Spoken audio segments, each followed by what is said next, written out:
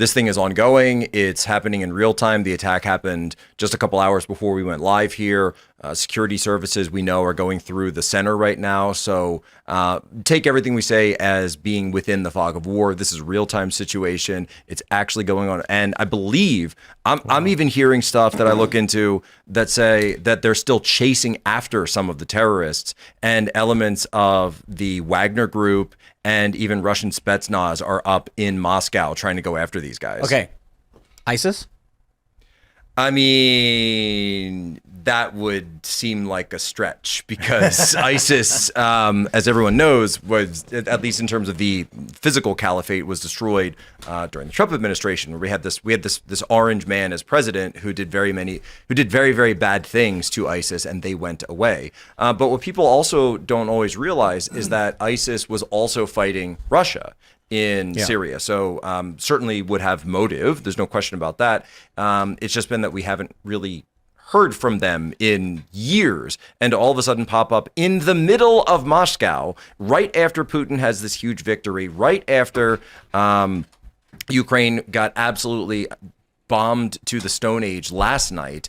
I got a conspiracy theory. Are there subversives in the Caucasus that could be trained up to do something like this? Certainly. But the idea that this has nothing to do with Ukraine is frankly just ludicrous.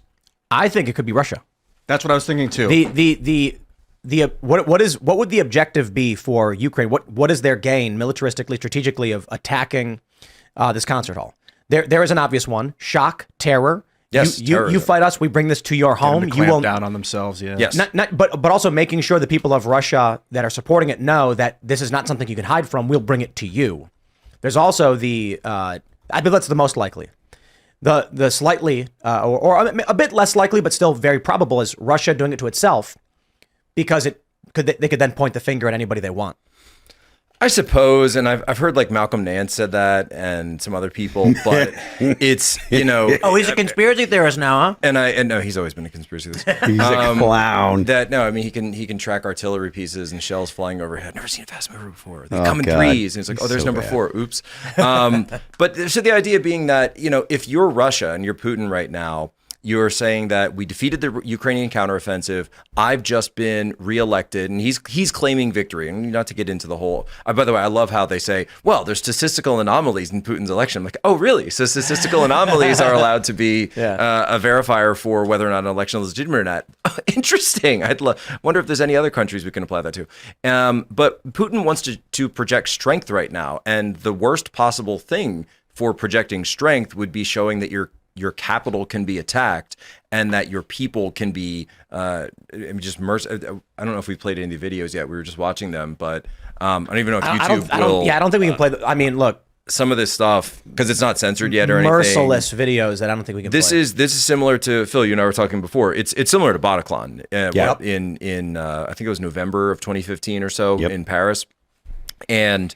I mean, but the difference being there's more powerful social media now, and so you can actually see videos from inside as people were posting them online of these machine gun wielding assailants, militants, walking around and just slaughtering people, forcing people into a corner. And stop me if I'm going too far, but forcing people into a corner, and for YouTube, I mean, and just gunning them all down. And these are innocent civilians at a concert hall. So, of course, the United States very quickly had to say, we don't think Ukraine had anything to do with this.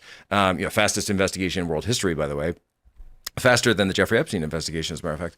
And they have to do this because if there's even a whiff of the CIA being involved in this, then that means all of our taxpayer dollars going to fund Ukraine, going to fund this war, just funded that attack that you just saw.